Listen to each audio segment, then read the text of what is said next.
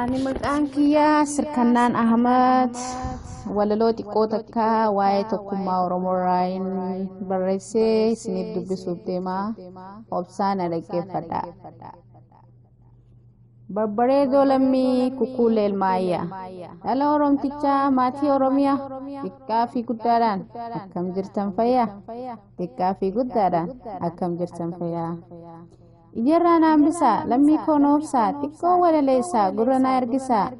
dhiiraa fi dubartiin qabaddaa gonkumaa bu'uura namummaa utubaa tokkummaa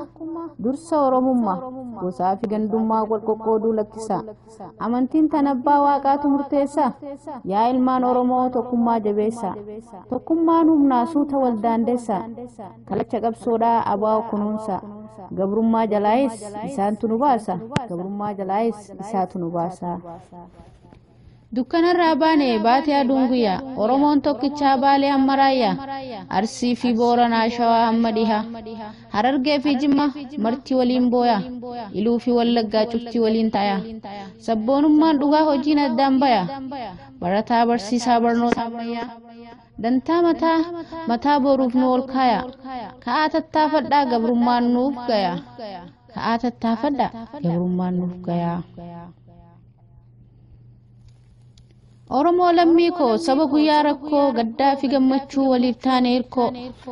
harqoota gabrummaa firraa buufne hokkoo harqoota gabrummaa firraa buufne hokkoo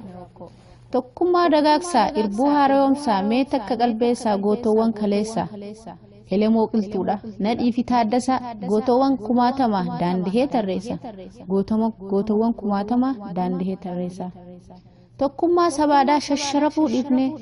olii fi gadi wal qoqqooduu banne loqodaa fi aadaa guddinaa hubanne afaan alagaadhaa iccinaa millanne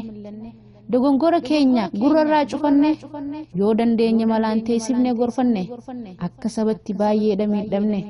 akka gandatti humaan tarruu beeyne xiqqaa fi guddaadhaan harka wal qabanne tokkummaa keenyaaf haa kaanu muranne tokkummaa keenyaaf haa kaanu muranne. Siyaasaan ibiddaa lammii ta'uu eeggadha wallaalaan hojjechuu booddisaa kasaara dhahiidhaaf hin taatu tahiidhaaf hin taatu Oromoon bal'aadha jijjiiramni aangoo furmaata nuun ta'u jijjiiramni dhugaa mooraa gadi hin bahu tuni dhugaa jirtu namuu haa dhagahu tuni dhugaa jirtu namuu haa dhagahu. Lakkisaa Oromoo of jala milladha arraata hamarra callisuu filadha Oromoon tokkumas aadaa taasifadha rakkoo waliin qabdan nagayaan hiikkadha Itoophiyaa hin taanu nuti Oromoodha handhuura Oromiyaa maqaan Finfinneedha handhuura Oromiyaa maqaan Finfinneedha. Mee gurra banadha diina keenya dhaggeeffadha faca'insa keenyaaf koflee sirbaa jira halkanii fi guyyaas taa'ee nu abaara nuti yoo maal taanee nyaapaaf wal gurgurraa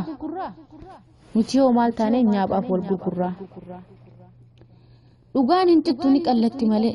kaanee haa falmannoo ol fuunee sagalee xiqqaa fi guddaadhaan walii taane golee Itoophiyaa hin barbaannu nuti Oromiyaa malee Itoophiyaa hin barbaannu nuti Oromiyaa malee. Daandii walabummaa daddabaa bonaa fi ganna irra walii dabra beelaa fi dheebuudhaan irra wal jijjiira seenaa bara dheeraa jilbaa.